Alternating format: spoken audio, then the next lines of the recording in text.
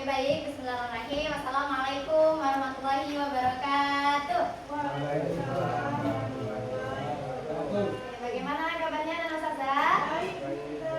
Alhamdulillah luar biasa, tetap semangat, Allahu Akbar. Lagi gimana? Gimana kabarnya? Alhamdulillah luar biasa, tetap semangat, Allahu Akbar. Mantap. Ya, sehat semua ya. Oke, kamu tanya nih, siapa yang nggak hadir hari ini? Ada semua. Yang kemarin sakit tak sehat? Sehat. Alhamdulillah. Oke, anak-anak ustazah ya, sebelum belajar kita awali dengan doa. Baik, kita sama-sama berdoa dengan kepercayaan masing-masing. Berdoa dimulai. Cukup? Baik anak ustazah, hari ini kita akan belajar tentang etika dan risiko kecerdasan artifisial atau K atau AI gitu ya. Sebelumnya kita udah belajar tentang konsep dasarnya gitu kan. Masih ingat kecerdasan artifisial itu apa? Ingat nggak? Waduh, nggak belajar kalian semalam ini ya? Lupa. Oke, nggak apa-apa deh. Kita lanjut aja dulu. Nih, kita akan belajar tentang etika dan penggunaannya. Nah sekarang pernah lihat ini nggak? Ini siapa kira-kira? Pernah nengok ini? Pernah lihat? Ini komputer. 2 tambah 2 dikurang berapa sama dengan berapa? Pernah lihat yang kayak gini? Komputer yang model begini pernah? Kira-kira ini apa? Ini ada yang memang gambar di foto langsung, real atau enggak kira-kira? Ya orang ini nih.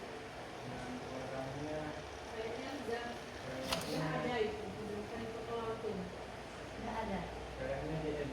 Kayaknya diedit, diperhalus, dipercantik gitu.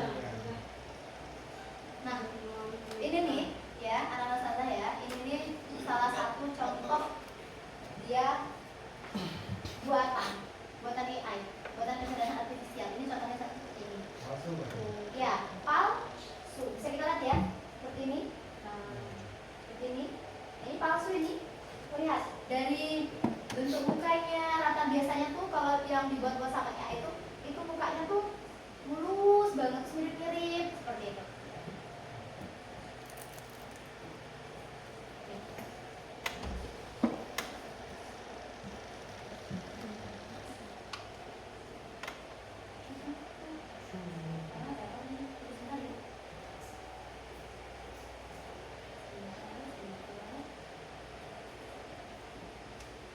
Jadi AI itu kecerdasan artifisial dia juga memiliki keterbatasan ya, keterbatasan.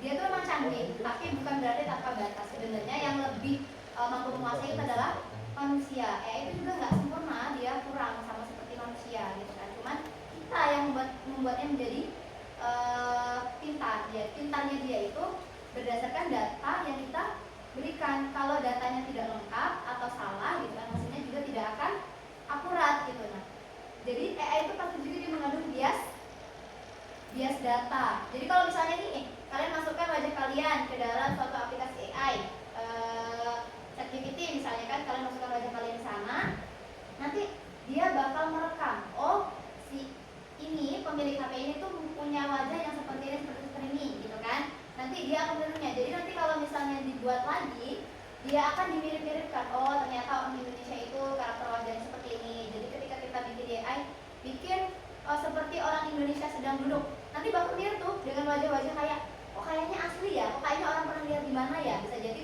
itu dari data-data yang sudah kita masukkan ke dalam AI-nya, gitu kan. Kemudian tidak mempunyai nilai moral, gitu ya. AI itu dia tidak memahami konsep benar atau salah, dia nggak punya itu, gitu kan. Dan kemudian dia bisa dimanipulasi. Iya, jadi robot itu tergantung bagaimana kita settingan kita. Jadi nih, misal kita bikin robot ini, dia hanya bisa membaca wajah satu orang. Jadi kalau wajah yang lain tidak diinputkan, ya dia tidak akan bisa terbaca, seperti itu kan. Jadi apa yang dikerjakan AI itu, ya seperti yang kita perintahkan. Kalau dia tidak pernah kita perintahkan, kemudian selain seperti yang kita perintahkan, ada data yang sudah pernah diinputkan di sana. Jadi mereka punya bank data yang sangat banyak. Salah satunya ketika kalian itu masukin data-data itu ke dalam itu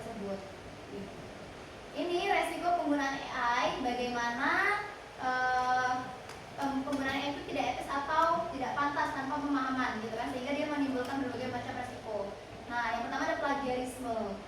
Kalian kalau ngerjain tugas ada yang pakai AI? Kadang-kadang ada Selalu. Selalu, kadang-kadang. Nah, jadi kalau saya ngerjain tugas, apalagi misal bikin makalah, ya kan? Kan bikin makalah, terus pakai AI. Itu nanti kalau cek ditunitin ya, itu bisa terdeteksi plagiat, gitu kan? Ketahuan, gitu kan? Jadi jangan coba-coba, gitu. Boleh pakai AI itu sebagai pedoman, sebagai acuan. Nah, yang selebihnya itu kalian harus mengerjakan sendiri, diklarifikasi lagi, benar nggak yang dibuat, dicek lagi sesuai nggak dengan tugas-tugas yang diberikan oleh gurunya, itu sesuaikan lagi, gitu kan.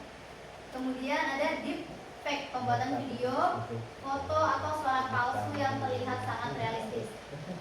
Pernah dengar nggak yang sebut saja yang namanya mawar? Tahu suara mawar? Tahu kan? Kayak kita ubah-ubah suara nih, kita misalnya ngomong suara kita seperti ini, nanti diubah suaranya seperti suara yang perkenalkan nama saya mawar. Yang dirubah-ubah itu, nah itu kan mengubah suara. Atau suara kita dibuat seperti chipmunk, nah yang kayak gitu kan. Nah itu salah satunya itu adalah dari AI, pembuatan video atau foto dari suara palsu yang sangat realistis. Kalau kalian nengok itu di TikTok itu banyak konten-konten yang zaman sekarang itu, tau nggak yang ballerina cappuccina, tung sahur, itu apa namanya? Anomali. Nah, anomali itu kan sesuatu yang sebenarnya nggak ada. Nah, tapi diwujudkan, imajinasi seseorang itu diwujudkan itu menggunakan AI. Jadi kalau misalnya nggak ada AI, kayaknya anomali itu tidak akan pernah tercipta, gitu kan? Kemudian ada bias data.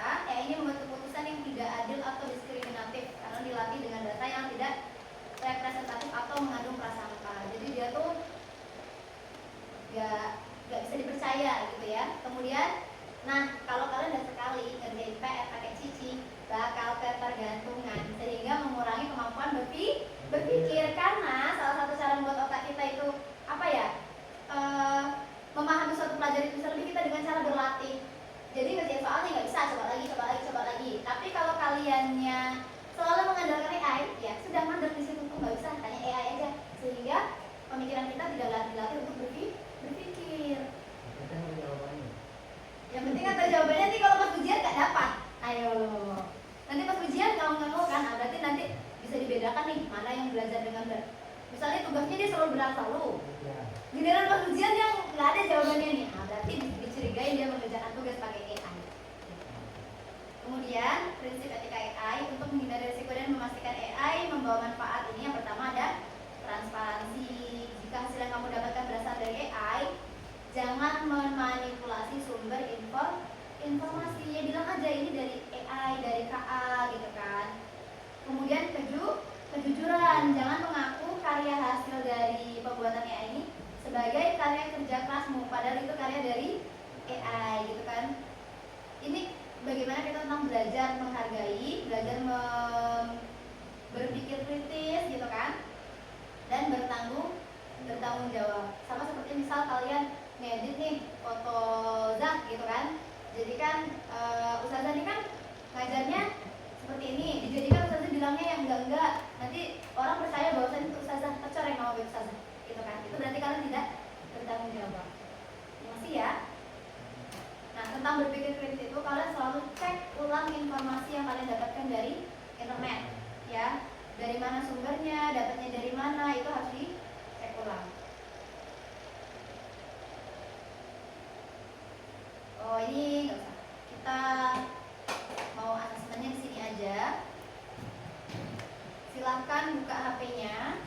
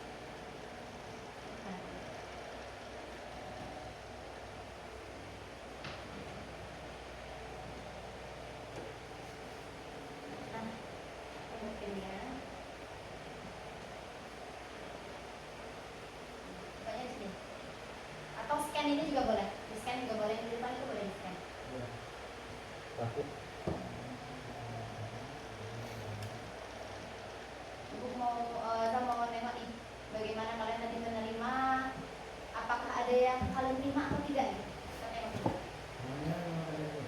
Nama pendek boleh, nama panjang boleh. Nama panjang boleh, nama pendek boleh. Rian. Nama pendeknya Rian, nama panjang Rian. Nama pendeknya Mike, nama panjangnya Mike. Oke. Soalnya ada di depan ya. Ya, siapa cepat dia dapat. Minggu, udah.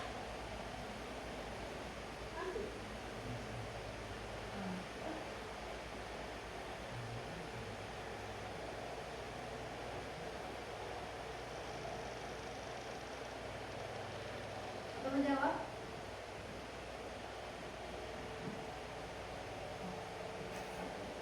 Benar. Ini siap cepat dan tepat ya. Cepat dan tepat.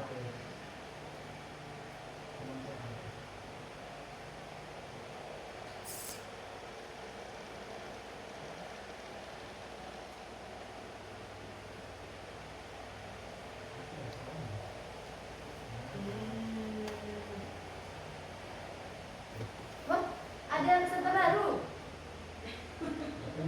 Ada peserta baru. Ya.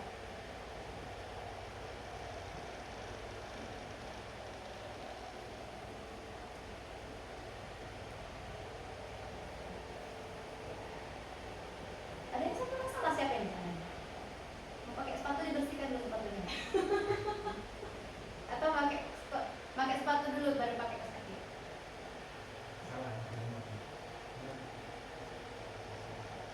Harusnya kamu tuh kayaknya bukan ini. Oke, mantap. Oke, Rian masih memimpin.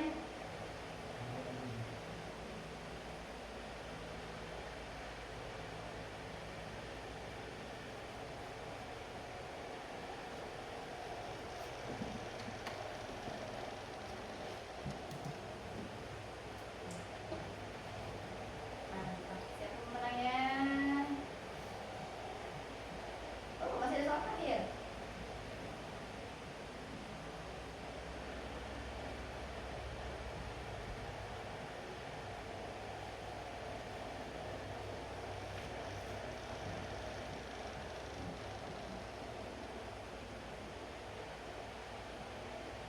Wah, serta terakhir masuk dia langsung dapat juara juga.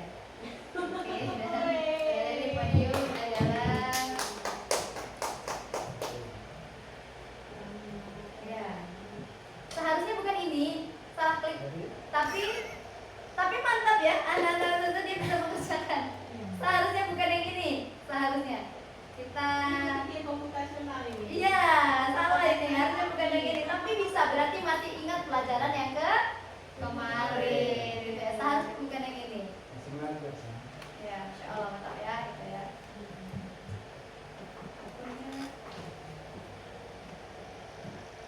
Apa lah, next ya nanti tugasnya nyusul aja. Gak apa-apa. Baik, ada yang mau ditanyakan? Apa? Apakah kalau bikin tugas pakai AI terus lebih baik daripada nyontek kawan? Tergantung ya. Ya lebih baik ya. Kalau misalnya nyontek gini kan, kita kan benar-benar menyalin tanpa berpikir, gitu kan. Sebenarnya pakai AI juga sama-sama nggak berpikir ya. Cuman kalau pakai AI, kalian masih dianalisis lagi nih sama kalian, nggak yang mentah-mentah dari AI itu disalin gitu kan. Itu masih lebih baik karena kalian masih ada usaha ya, daripada nyontek sama kawan. Nyontek sama kawan pun ya sama, kalian pun nggak validasikan jawaban benar atau salah gitu. Kalian terlalu percaya dengan kawan. Begitupun dengan AI, pasti kalian terlalu percaya dengan AI. Nah makanya kalau menurut Zahra lebih baik kalian cari pakai AI, tapi divalidasi lagi benar nggak nih, gitu kan? Sesuai nggak langkah-langkahnya nih, gitu kan? Harus disesuaikan lagi. Tetap pelajari lagi. Ya, sesuaikan kalau matematika harus sesuaikan dengan rumusnya, gitu kan? Tapi kalau misalnya di pelajaran ini mungkin masih bisa pakai AI ya, karena kita pelajarannya coding gitu kan. Tapi kalau di pelajaran saya yang Al-Quran kita nggak bisa pakai AI gitu kan. Nggak ada AI, bisa gitu kan. Ada lagi?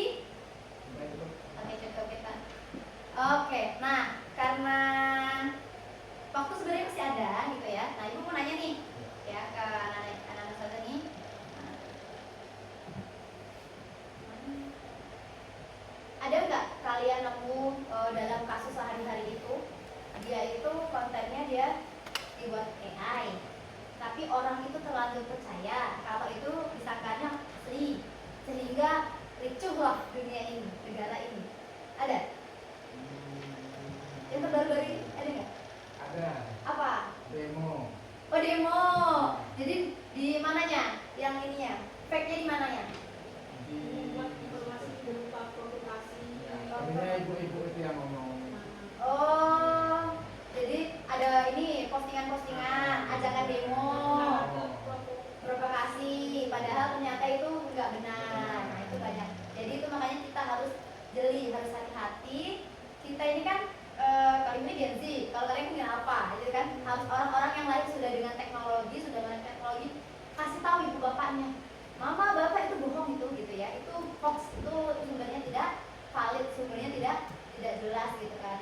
Ajarkan ke orang tuanya, karena kalau orang tua kita ini lebih mudah percaya mereka.